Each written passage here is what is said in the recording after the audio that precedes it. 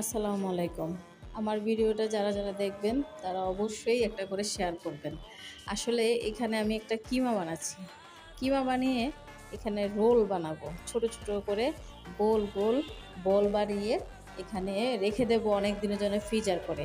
এই যে এতগুলো বল নিছি, এত মজার একটা খাবার, হেলদি একটা ফুড। কারণ যদি বাসায় যদি সয়া থাকে তাহলে সয়া দিয়ে অবশ্যই খাওয়াবেন বাচ্চাদেরকে। তাহলে সয়াটাও খাইলো, মুরগিও খাইলো। একসাথে ২ টা পুডিং তাদের শরীরের মধ্যে যাবে।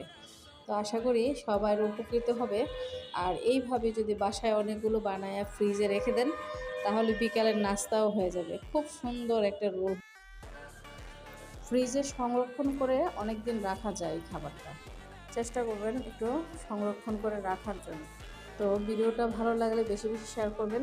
খুবই সুন্দর হয়েছে, দেখতেও কালারগুলো খুবই ভালো লাগছে।